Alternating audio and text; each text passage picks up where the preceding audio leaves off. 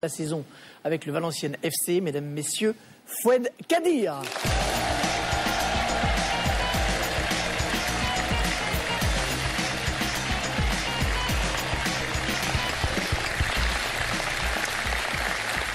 Bonsoir Foued. Alors, on n'avait pas joué le match de cet après-midi, on ne donne pas le score parce qu'on va en voir un grand format tout à l'heure. C'est pas parce qu'on vous a demandé de sécher, c'est que vous étiez suspendu, ce qui est une manière d'être en vacances avec un petit peu d'avance par rapport aux copains. Suspendu, oui. Après, non, en avance, non, c'était vraiment pas volontaire. Donc, c'est pour ça que j'ai raté le match de cet après-midi. Non, c'était volontaire pour être là ce soir. Voilà, ça nous arrangeait bien. Oui, c'est pas faux. Pourtant, vous êtes précieux pour votre équipe de Valenciennes, puisque depuis le début de la saison, vous avez inscrit 6 buts. Vous êtes à l'origine de 1 but sur 3 de votre équipe. Vous allez y arriver entre 6 buts et 4 passes décisives. On va tous les revoir. C'est la première fois de votre carrière que vous marquez autant. Est-ce qu'il y a eu un petit déclic, qu'il s'est passé quelque chose cette saison?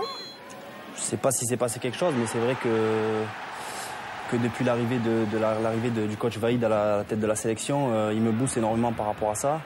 Il me dit que j'ai les qualités pour être encore plus décisif devant le but et j'ai peut-être pris conscience que j'avais ces qualités-là et cette année ça se passe plutôt pas mal.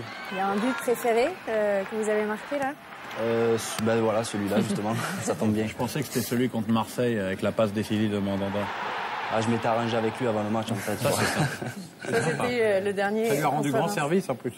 Vous pouvez donc dire merci au coach de la sélection algérienne. Vous avez eu une éclosion relativement tardive parce que vous êtes arrivé en Ligue 1 vers 26 ans seulement. Avant, vous aviez joué à Cannes et Amiens. Vous avez même pensé un moment à devenir policier. Il y a eu plusieurs galères. Il y a des gens qui vous ont aidé comme ça. Vous y avez toujours cru ou bien à un moment vous vous êtes dit le foot c'est pas pour moi? J'ai eu un parcours assez atypique, c'est vrai. Je suis passé un peu par toutes les sections amateurs. Si je dois remercier une personne en particulier aujourd'hui, c'est bien mon papa qui a toujours été là derrière moi. C'est le seul qui a vraiment toujours cru en moi, même quand moi j'y croyais pas. Et d'un autre côté, je suis pas mécontent d'avoir eu ce parcours-là puisque ça me permet de ne pas oublier d'où je viens. Et ce que je vis aujourd'hui, c'est vraiment que du bonheur. Et j'espère que ça durera le plus longtemps possible. Il y a votre papa qui vous a aidé. Il y a aussi des gens qui vous inspirent, pas forcément sur le terrain. Vous pouvez rendre hommage à un modèle. C'était une petite parodie, regardez. D'abord, j'attends qu'on soit dimanche, toujours. Puis, je prends la télécommande dans la main droite. La main droite, toujours. Je mets Canal et je regarde la grande surface, toujours.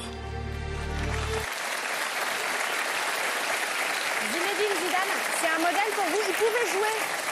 Il pouvait jouer pour la France et pour l'Algérie. Lui, il a choisi la France. De la pub pour une eau minérale. Voilà, ouais, quand même. Pour ceux qui n'auraient pas suivi. Vous avez choisi non pas la France, mais l'Algérie. C'est un choix qui vous rend heureux, visiblement. Oui, c'est un choix de cœur.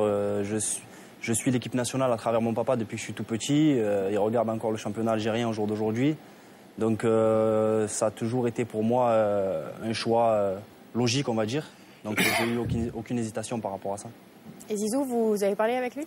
J'ai déjà eu l'occasion de parler avec lui, de même jouer contre lui au foot en salle l'année dernière.